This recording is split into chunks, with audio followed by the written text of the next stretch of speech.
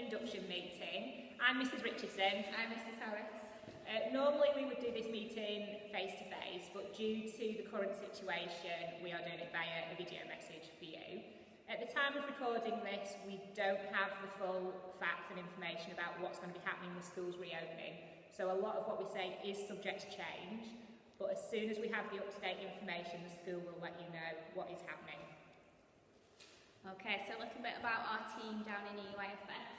So, like we said, I'm Mrs. Harris and this is Mrs. Richardson. We're both teachers in reception, and then we have our teaching assistants, which is Mrs. Iqbal and Miss Broadbent.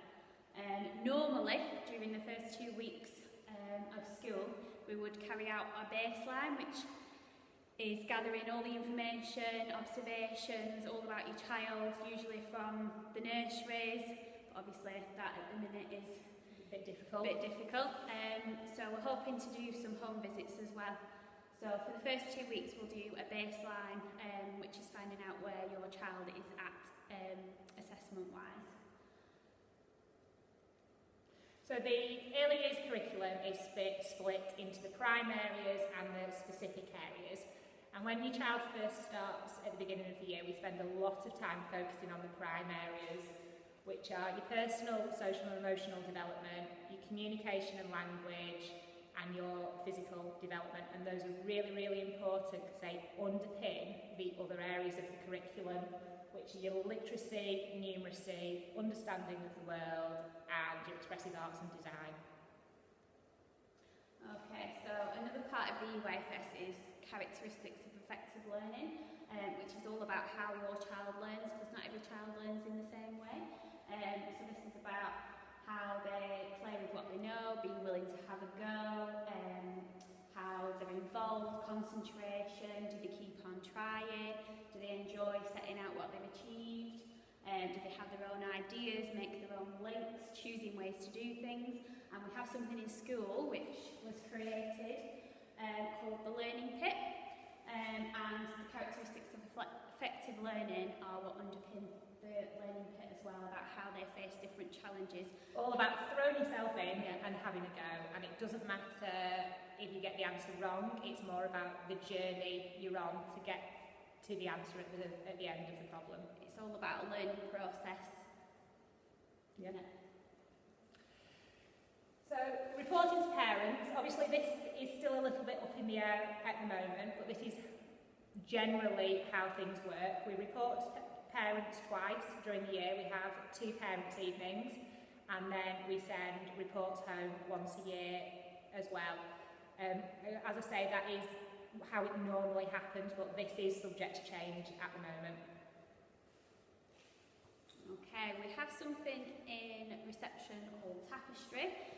This is an online learning journal where we do observations, picture observations, written observations, and you get to see what your child's up to in school. You can also put observations on for us to see, so that we can build up that relationship between school and home. You can post photos, videos, I can't think of anything. It's really come into its own during the current situation that we're in, because this is the main way we are keeping in contact with our current reception class. We're posting videos on there every day with bits of literacy, bits of maths, bits of phonics for parents to sort of help parents with their home learning, and the parents are sending us videos as well. So for us, it's been a lifesaver for keeping in contact with our children. Yeah, the children have particularly enjoyed seeing our faces because they can't see us in the flesh, really.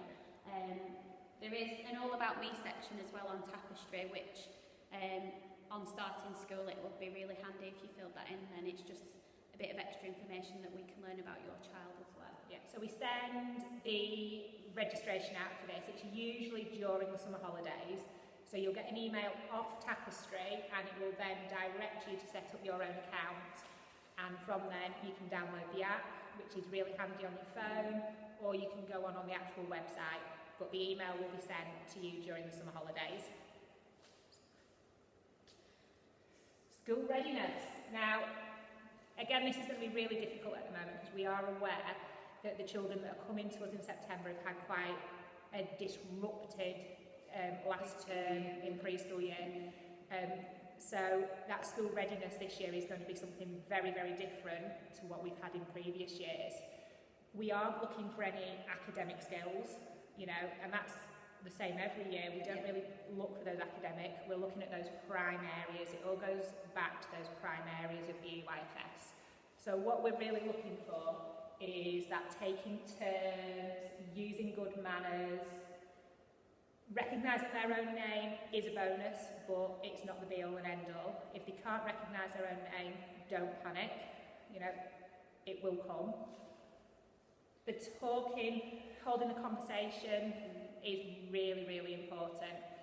Those talking skills are something that we really, really do focus on in reception, because that sort of underpins being able everything. to answer questions with that conversation. So how do you know that? Why do you know that? Where have you been? What have you been doing? Things like that, really.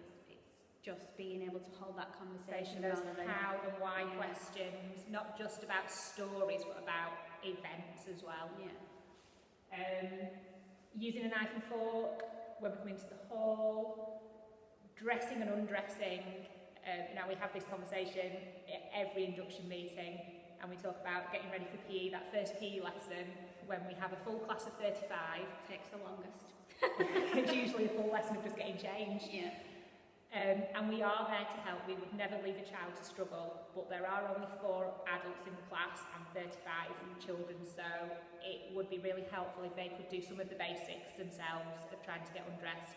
Obviously, buttons on shirts are a struggle for little fingers, and we are there to help, but it would just be really handy if they were able to sort of have a go at getting undressed and have a go at getting dressed and being able to keep their clothes in one place. You know, it's amazing. You got one child starting to get undressed at one side of the classroom, and 5 minutes later at their other side with a pile of clothes, which leads us back to please make sure everything is labelled. Yeah. 35 sets of jumpers that are all identical, age 45, are really hard to reunite with their owners if they don't have names in. With the dressing as well, being able to put their own coats on, and having a go at the zip, because again, 35 zips and 4 adults can take a while. So what they will need for September, obviously we'll need a uniform, a PE kit. These will all be on the website on where to get them from and what colours and things like that. Yeah. We asked for a waterproof coat because we do like to go outside in all weathers. No such thing as bad weather, just inappropriate clothing. Wellington boots, again, make sure that they're named, same with the waterproof coat as well. A splash suit, which is like an all-in-one, which I think you can get from Go Outdoors. Yeah, or you can get them off Amazon. Yeah. They're quite cheap, and a lot of supermarkets now stock them as well. It's just to protect the school uniforms when they're outside. We do have a mud kitchen, and we do water play sort of all year round, as well as doing welly walks on the field. So we do tend to get quite wet, quite muddy. So it's just the easiest way to keep school uniforms clean and dry. Yeah.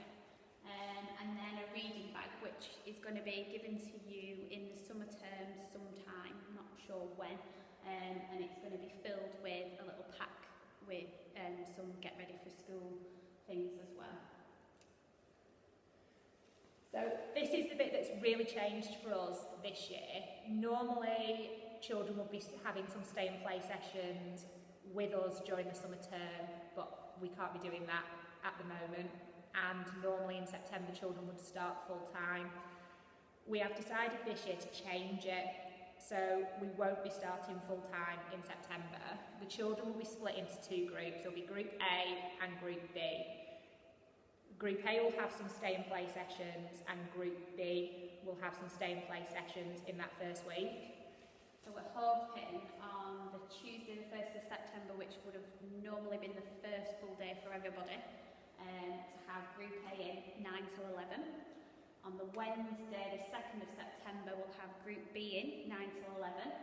And Thursday will be Group A again, and Friday will be Group B. So just in the mornings 9 till 11.